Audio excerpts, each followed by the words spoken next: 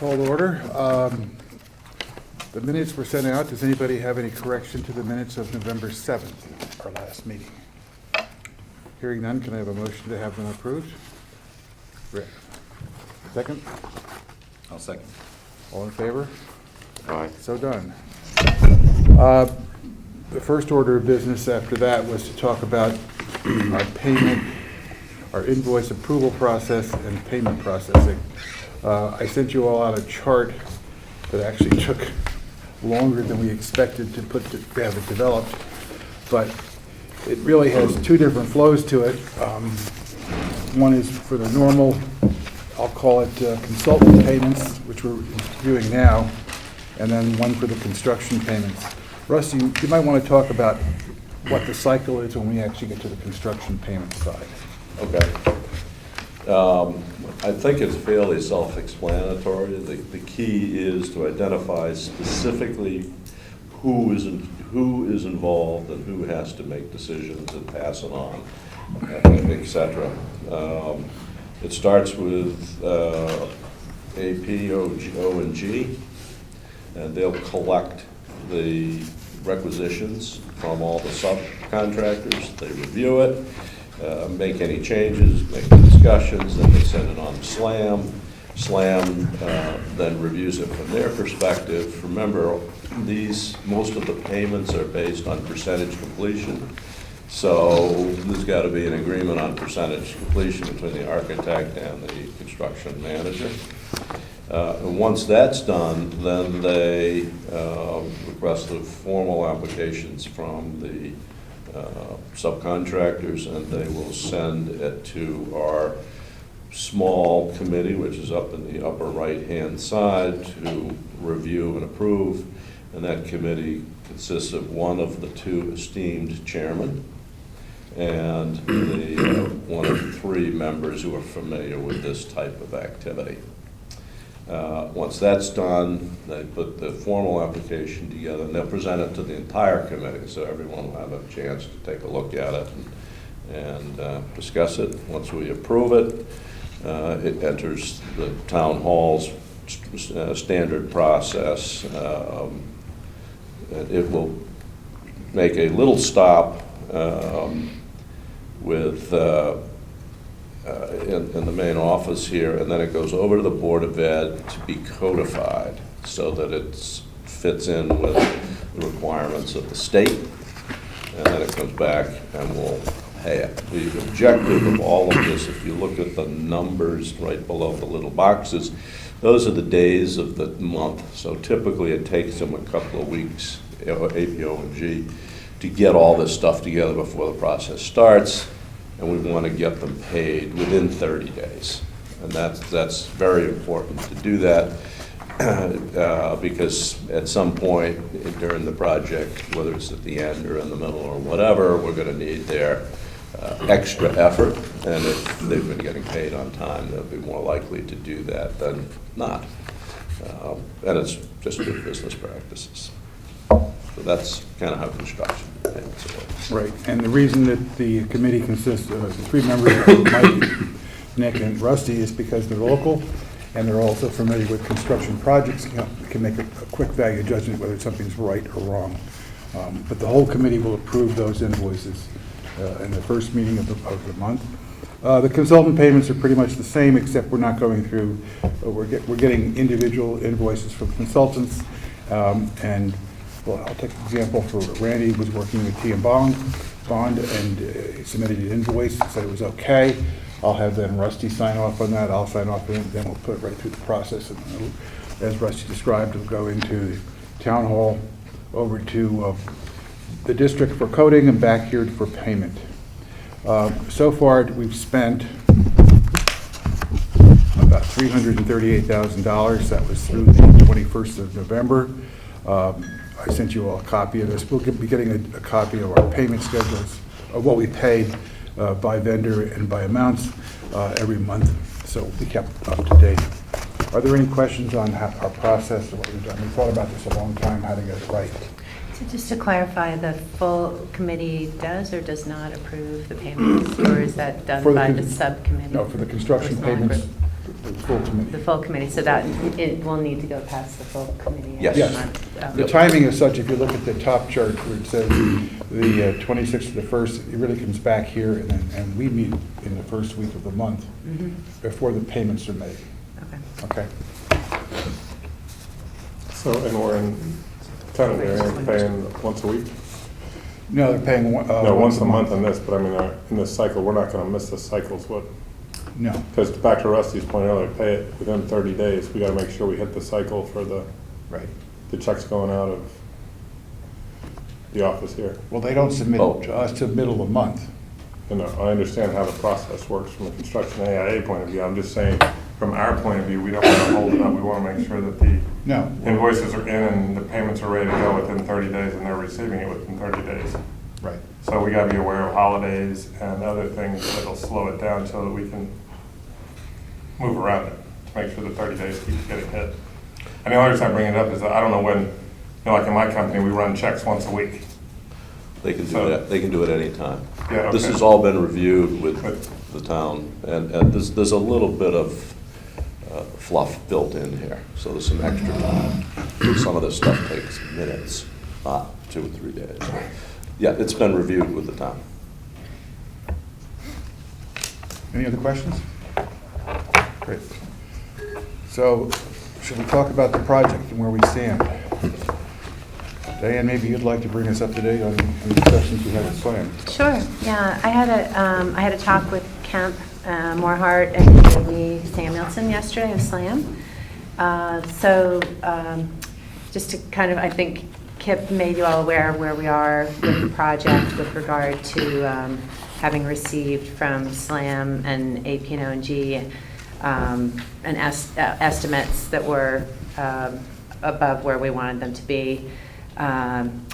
Kemp and SLAM and AP&ONG recommended that they take that estimate and spend a little bit of time with it and come up with a list of revisions to the schematic design package that will impact the cost before presenting it to the full committee, which is why we canceled the prior meeting, and they will be ready to present to us next Thursday. They told me yesterday.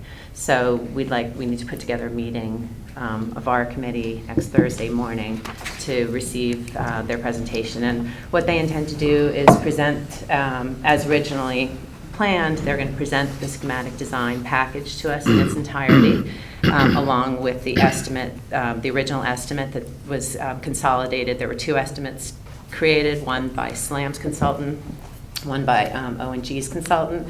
They worked together to, work out any differences and now have one estimate. And they're going to go through this list of items that could bring the price down. And they're working on attaching prices to each of those items so we have a sense of the values of each. So that will be all presented to us next Thursday. And they hope to have a little bit of information. They hope to put it together maybe by Wednesday. We could potentially share that with the group prior to seeing it on Thursday to give us a little bit of time to digest it. That would be ideal if they can do that. Now, so in addition to those lists, I asked SLAM to give some professional advice to us on which of those items they feel would be a compromise, taking them out of the project would compromise the quality of the project. I think we have a lot of faith in, we've hired them, and we have a lot of faith in the quality of the project they're going to bring to it. So I really feel that they should give us recommendations as to which of those items really are significant and should be considered more closely, and which of those items really we feel at this point are just unnecessary and can eliminate in order to bring the costs down. There were some programmatic changes in that list as well, which will require revisions to the ed specs, and we want some support from the Board of Ed on those. Yeah, I think that was everything. And then the other, Kemp's reaction upon after speaking to me yesterday, he was talking with Dave Cravanzola, and the early feedback he'd gotten was that they were able to bring the price down to below our goal price, keeping the program as it is, considering all those items that they came up with. That was sort of so that was very positive, and he was enthusiastic about that. And he gave a few examples of some of those items that really had a big price tag, and one had to do with the cut and fill, and in making some site plan adjustments and elevation adjustments at the building. They were able to adjust the cut and fill, which was a huge cost, and changing the strategy of potentially storing any cut somewhere locally rather than trucking it all somewhere and dumping it and buying new fill later than we need it. So items like that they're working through and provide a really large cost saving. So I think we're going to learn a lot more next Thursday when they present to us. And then the one other question, again, professionally, I asked Kemp if he could come up with an opinion as to whether this project is really appropriate to this site, kind of stepping back and evaluating. We're asking a lot of this site, and is this design on this site, are we paying a lot more money in order to try and put the program we want to put onto the site? His gut reaction was no. I think he felt that really what we're trying to design in this location is quite appropriate, but he will come back and address that question Thursday when he presents. So they thought they could be within the numbers? That was but before talking to Dave last night, that was the feedback he was getting from O&G. So, and again, that's an itemized list we need to go through carefully. There may be items on there we just feel strongly need to stay in the project in order to maintain the integrity of it. So, and I'm hoping that SLAM will give us some good direction on that. Our commissioning agent's going to have to look at that as well, because they're the guys we hired to make sure that we comply with the high-performance building standard and that we meet the requirements of the document as we planned it out. So I hope I hear back from them too. Are there any more questions or discussions about this? I talked at length yesterday to David Gravenzola, so we have the SLAM viewpoint and theirs. And he's pretty much in sync with what Diane just relayed. They're the ones that really have crushed it the last week or week and a half to see where the cost savings are. So they sent that suggested list with numbers attached to it to SLAM for their review, and they started that on Tuesday, I believe. And so then they're going to, again, do a little bit of reconciliation amongst themselves. He too said, he's going to be looking for the building committee in cooperation with the Board of Ed people to make sure that what's taken out is appropriate and anything that isn't is going to be left in. It's important to note that this was all done with no major changes to the design. Now, that being said, if you remove classrooms or classroom size, the design is going to change, obviously, but no major changes at all at this point in time. So same square footage? No.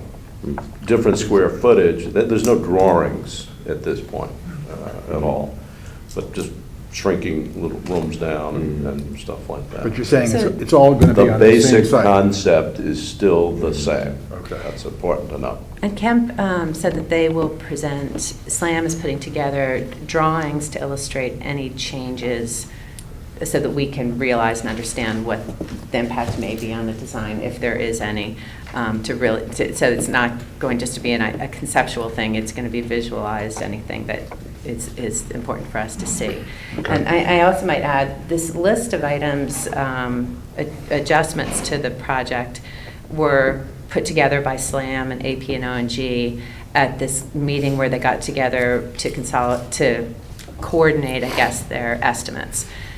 So that was developed entirely by them. They got our input in the form of this memo that I put together, which consolidated feedback from the group, from our committee, and they took that into consideration, but it was entirely between SLAM and AP and O&G that they developed that list, and we've not had any feedback on it necessarily. This is going to be the first time that they formally present it to us, and we're going to have a discussion about it. Well, the committee we've sent out to the committee the cost management items on their list as of 11/22. If they've updated this, I think the committee ought to be aware. I don't care if they have numbers or not. I just want to know what they've added here so we can start thinking about what they're talking about doing.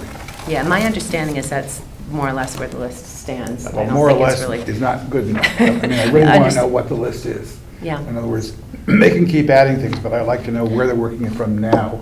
This was 11/22, and I know we discussed some things with Dr. Adley at the time, and they may have changed in here too, or I don't see them. So I'd like them to get us all a copy of what they're working on now. Sure.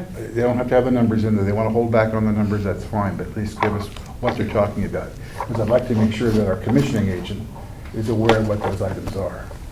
So Diane, when you mentioned that there might be some programming changes, is this what you were talking about, this list here? Everything that they're proposing would be in here? That's my understanding. That's Yes. my understanding too. That, that I All think, should be in here. yes, that all those items are listed in here. So it's worthy of getting at least where we stand, what they're working on today. Okay? Certainly, 'Cause yeah. I and know my that understanding is from it's not Friday there. we talked, it was changed. I think the list is this. I don't think it's changed from this, that's my understanding, and we can Well, confirm that, but, We talked about, I know that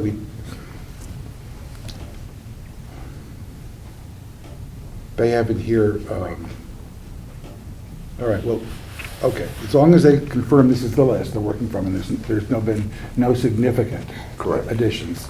So this list does include changes to the ed specs. Yes. correct. So what would the process be, like, if there are certain things that are already on this list that, that the board may or may not, say, be in support of, then is that something that we should be looking at now as opposed to, The Board of Education should be looking at it now. that's what I meant. That's why we have That's what I was that out there to everybody. Can you maybe Board speak has to if that nothing conversations before it. happened? Pardon? I would say that's not the board's current understanding, that we have nothing before us to consider at the moment. If you'd like us to, I've sent to you and Dr. Adley and Luke a copy of all this information. And it clearly, in our discussion we had on Friday the 22nd, we talked about the various changes that might occur. Classroom sizes, number of ELP classrooms, things of that nature. And they're in here. And the question is, I made it very clear that this committee doesn't change the ed specs. that's what I know. I will tell you, as the board chair, I don't know on that list what you're asking us to consider unless you're asking to go back to the full board and just consider all of those changes. Well, until the That's numbers really come back and we can determine whether it's just fat being taken out or muscle, Yeah. we can't make that call. But we can certainly make the call as soon as they give us the full report next Thursday. So in full transparency, the discussion we had, right, which was to me sort of hypothetical in nature to explore initial. Right. So I'm just waiting to see like what's the comeback here before I take any action, or I wouldn't know what to take forward, to be honest with you, for consideration to the board for expect changes. So from my perspective, I'm in a wee bit of a holding pattern. Okay, well then by next Thursday, we'll have a decision, won't we? Well, I do think it's important to have the conversation with, I mean, I think it's important to get the presentation from SLAM and AP and O&G, so we have a full understanding a visual understanding of what those changes look like. And there, again, there may be items in there that SLAM comes back and says, yes, it has this monetary attachment, but we feel this is a tremendous compromise for the project. So I think perhaps, I mean, I think it would be valuable for the Board of Ed to look at the items and maybe develop an opinion as to whether those are items that are really something, or, you know, whether it's something you're in support of or not. But I think we do need a bit more information from SLAM and AP and O&G, and a price attached to it will also impact our feeling about it to a certain extent as well.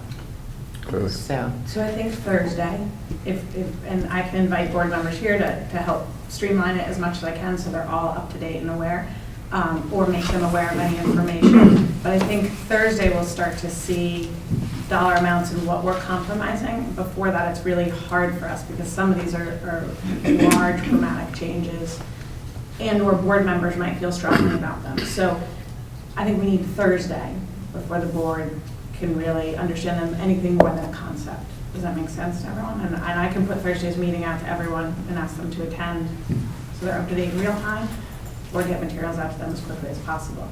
But at the moment, I think this is almost too conceptual. We wouldn't be able to give you an opinion saying, no, we feel this is so strongly, and yes, we would support going back to the RTM for more, or no, we understand that this is just not possible. We wouldn't understand that until Thursday. I think. Okay. Thursday it'll be. Is there any more discussion about this particular project? What time is that meeting? 7:30? Be 7:30. Yeah, and they, SLAM indicated, as was planned with our prior meeting that was canceled, that it would be an hour and a half to 2 hour presentation. It's a substantial amount of material, because they'd like to go through the entire schematic design package and then through all these items in detail.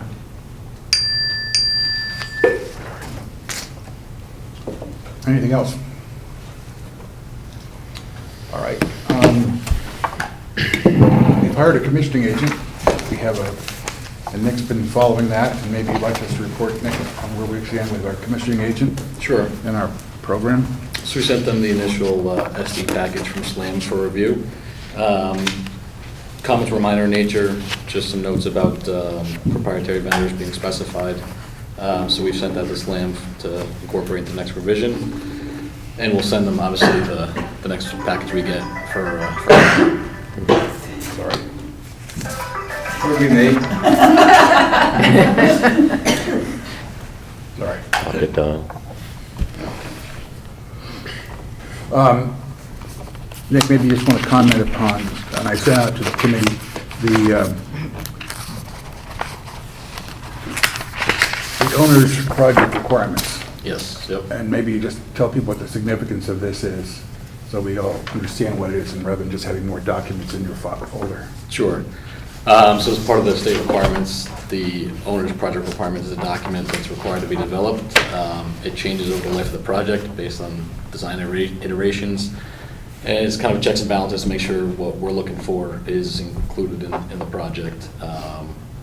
So we kind of had a baseline draft issued on the 11th, which we sent out to the team, which is pretty comprehensive. And again, it'll be evaluated at the next design iteration.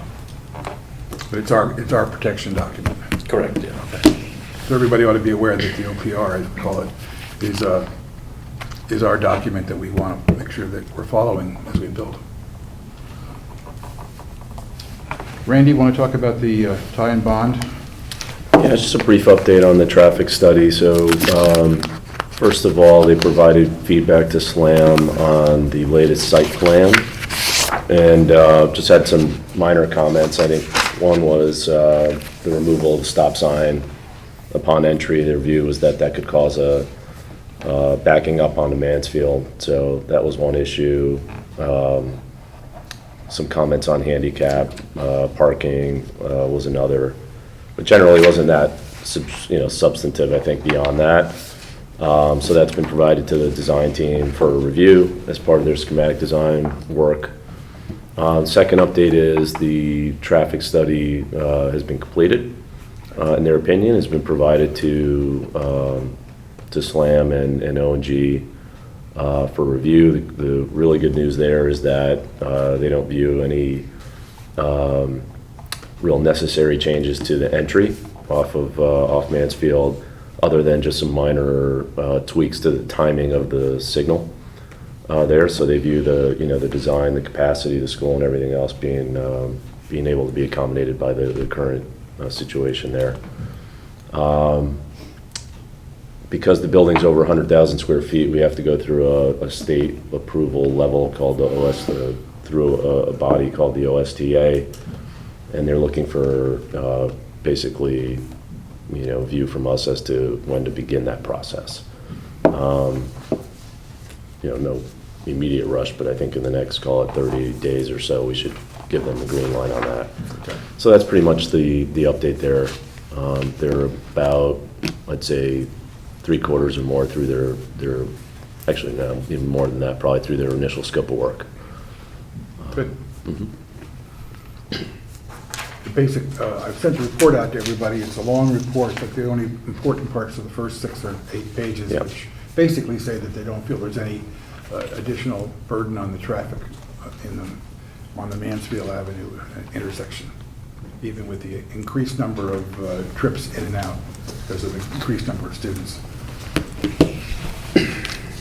Any other questions on that for Randy?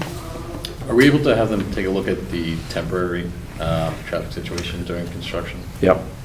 I asked that, they're willing to do that, it's in their scope, to the extent that it involves any type of drawings or, there may be an additional charge, but in terms of like a review of the phasing and construction plans, yeah, absolutely. That'll be a tight, very tight Yeah. period. Yeah. Be interesting to know where they're going to store all that soil on site. Okay. Any other matters to be brought up this morning? Yes, I just wanted to make everybody aware that Friday morning, there's an AIA program held at the American Institute of Architects from 8:30 to 12:30 that's open to district representatives and it's architects as well as the state presenting information about hiring professionals for school projects. They're presenting 5 case studies. Kemp is involved in one presentation. Kemp Morehart of SLAM is involved in one presentation. Amy Samuelson of SLAM is involved in another. And Costas Diamantes, the director of the Office of School Construction, is also giving a brief presentation as well. So it could be informative, maybe for Mike, if you're available. I can forward the email to whoever is interested. Please. Yeah, to attend. That could be valuable. Where is it being held again? It's being held at the No, but what city? in New Haven Thank you. at the Connecticut AIA office. Okay. Anything else? Any comments that wishes to be brought up? Not hearing one. Well, our next regular scheduled meeting is the 19th. We will schedule a special meeting for next Thursday here. I'll find out what room is available for the SLAM ONG presentation on the revised schematic design phase. Kip, we have a 9:30 meeting with SLAM here next Thursday. Contracts. Well, that's after the meeting then? Yep. Oh, we're going to actually get a contract done. Maybe. I'm holding my breath. Christmas present to SLAM. They're the biggest person we've paid so far. We're being very generous. Anything else? If nothing, motion to adjourn? Motion to adjourn. Second? All in favor?